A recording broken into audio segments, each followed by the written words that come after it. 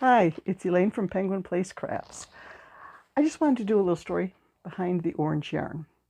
Since I got all hyped up about I finished off the yarn, I put it into my Ravelry stash on May 6th, 2021. I'm not sure where I got it from. I think it may have been a woman from church who was helping her sister clean out her house, and she had given me yarn on one occasion before. I think that's where it came from, but I don't have it marked in the stash. So I pulled it out because back in January, I got an order for a custom Ankylosaurus, and the customer said she wanted it in blue and orange. So I pulled up my Ravelry stash.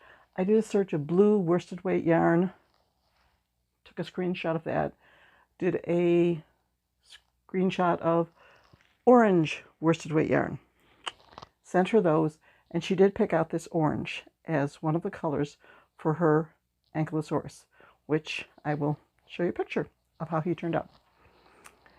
So I had a bunch left over, so I had this big cake, probably about yay big, and I used it for a project here and there.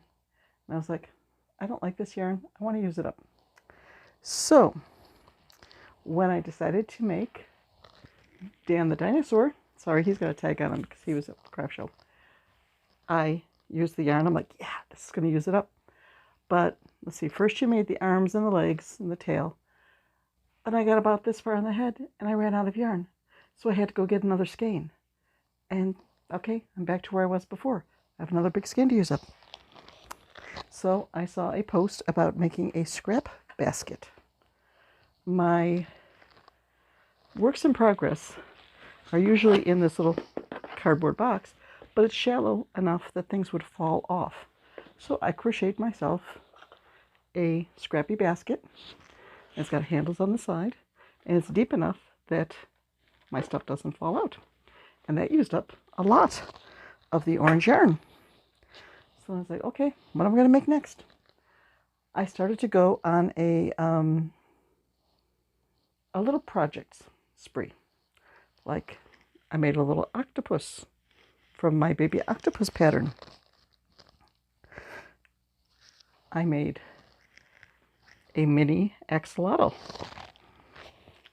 I made one mini mushroom that was the orange yarn with white yarn here to give it sort of a tweedy look.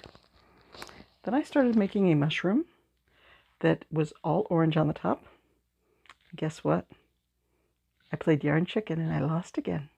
So I had to get out another skein of that orange yarn and cake it up.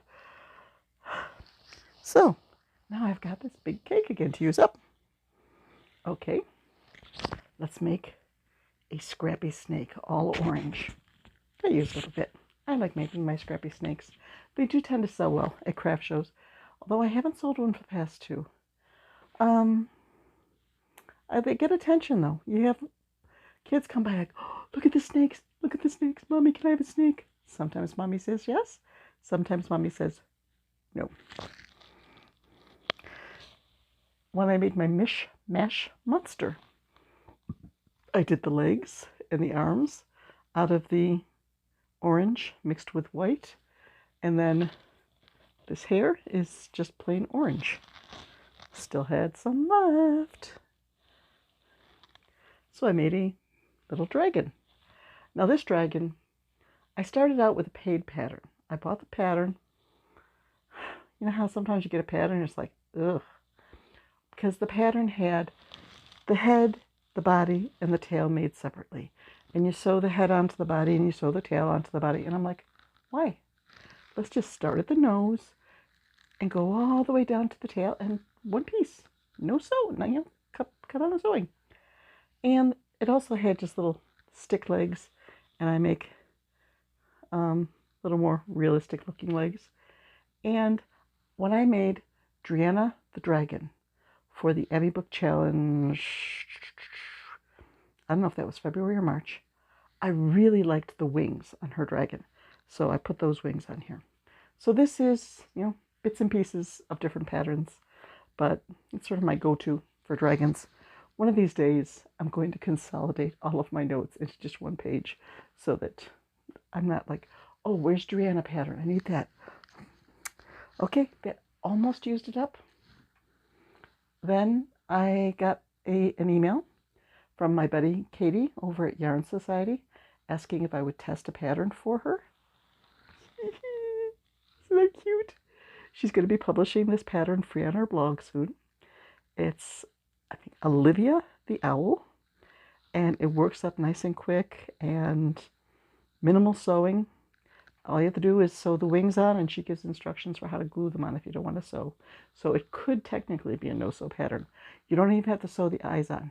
The eyes are held on by the safety eyes going through there. So I am down to, I think, 0.38 ounce of the yarn. It's a little cake about yay big.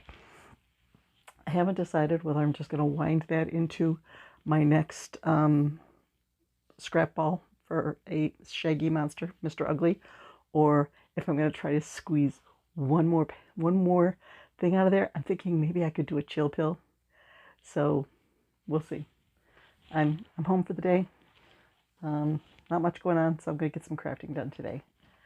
And I did get the forms for one more spring craft show.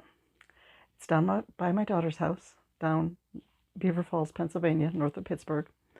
It's by the same woman who organized the Blackhawks show, where I have done very well in the past.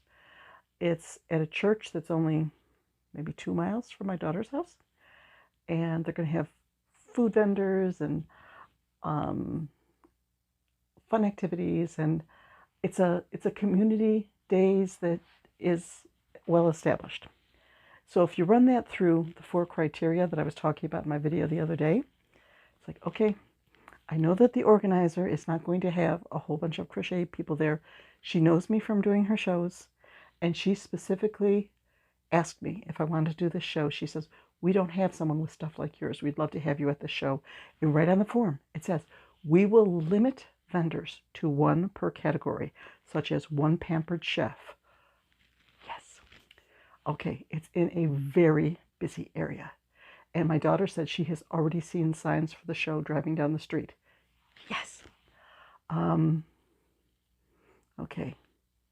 Good organizer, only one thing. I'm trying to remember the 4 points for my show. I don't know if there's going to be, well, there must be other vendors there, like Pampered Chef and Tupperware and all that.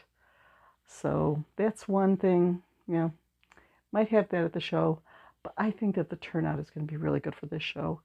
And I get to go down and visit with my daughter and her family for a few days. And I get to cuddle my little grandbaby, who will be 7 months, 8 months by that time.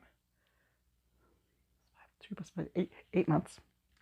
So the last time I was down there, when she was about 5 months old, I had that cough that just would not go away.